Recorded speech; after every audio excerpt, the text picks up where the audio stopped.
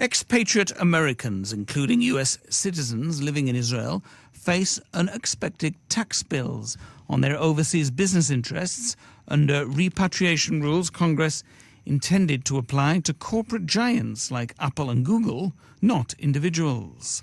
Under one of these measures, Israeli Americans who self-incorporated, setting up Israeli corporations to avoid paying taxes on the self-employed, such as U.S. Social Security, would be subject to a one-time tax on 30 years of profits accumulated in their Israeli corporations.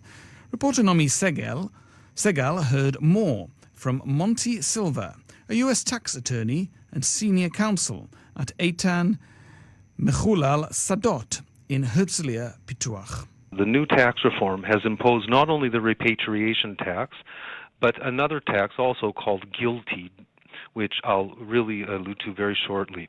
And both of them are damaging, and actually GILTI is a bit more damaging.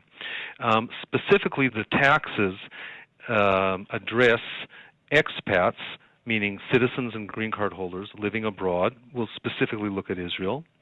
And if you're an expat and you are a shareholder in an Israeli company, the control of which is owned by Americans, then you face these two taxes. We're talking about the repatriation tax, which is 15.5%, and we're talking about the GILTI tax.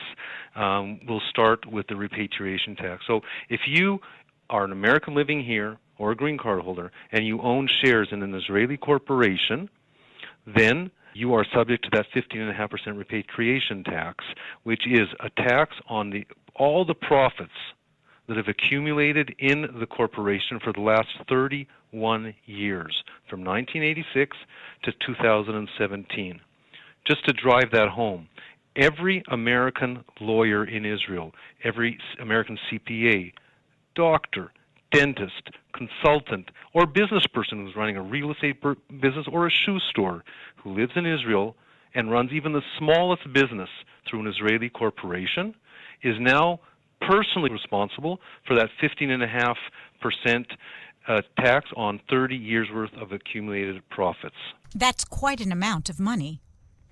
That is correct, and that's without getting into the second tax, GILTI, which is far more draconian, and I won't get into that. All I'll say is this: it's an annual obligation, unlike the repatriation tax, which is one time. It's an annual obligation from 2018 forward, and it's 10 times more draconian than the repatriation tax, both in terms of compliance and potential liability. So this sounds like it is really hitting the American expat community in Israel very hard, because these are people who incorporated, legally so, in order to find the best way to manage their businesses here and not necessarily be required to pay into U.S. Social Security.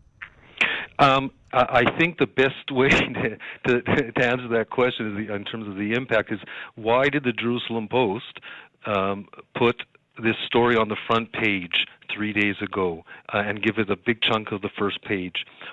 And on a global level, why did Financial Times agree to accept my article here on the front page, and why was it run on the front page of the internet site of Financial Times for 3 days? So the impact is definitely here in Israel, because there's a lot of American business people and professionals in Israel. But it's a global phenomenon, not only in Israel. It's a global phenomenon because every American who moves abroad faces double Social Security and will immediately incorporate. But in Israel, of course, since a lot of us are doctors and lawyers and CPAs, the impact in Israel is exceedingly tough. Also for the business community, not only for the professional community. So are there any measures being taken to lobby against this? Yes, and I'm happy you asked that. First of all, I want to put this in perspective, because the U.S. government actually did want to address a real problem in addressing these two laws. They saw Googles and Apples of the world holding $4 trillion of untaxed money overseas. Okay? And that's what they really wanted to address.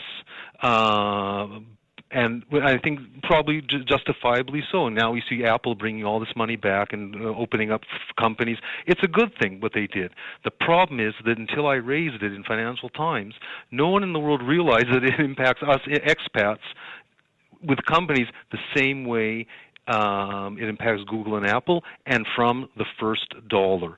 So seeing that the problem was probably unintended, the question is, what do you do with this? Because of the Financial Times article, a lot of people are contacting me from around the world, expats who are really upset and have a history of being upset at America for the way they're treated with FBAR and FATCA and tax on pensions. We have expat associations calling me. And, of course, the U.S. tax professionals from around the world are saying, what do we do? No one knows.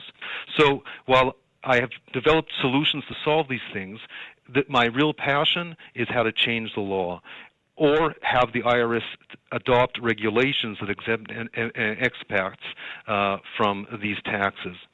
And this battle has three heads to it. Number one is start the expats in Israel, start a movement with the expats in Israel.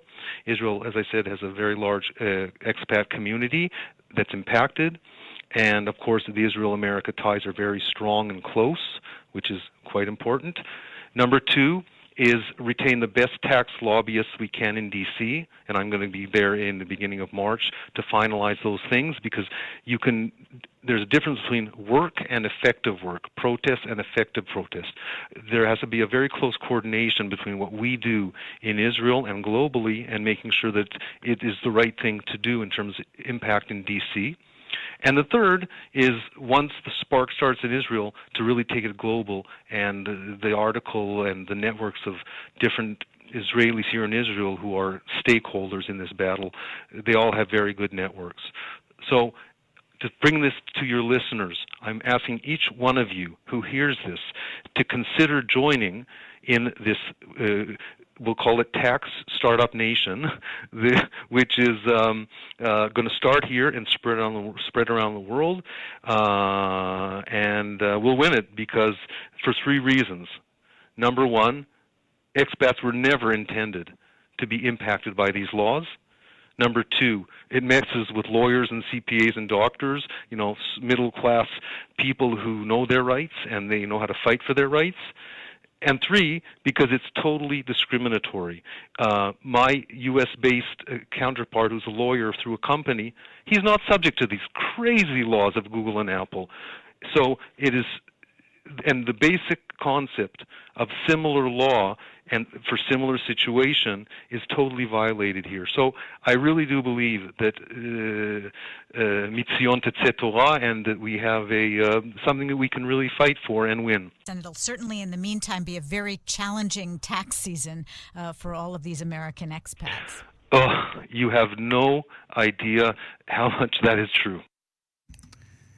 Monty Silva, a U.S. tax attorney and senior counsel at the firm Eitan Mechulal Sadot.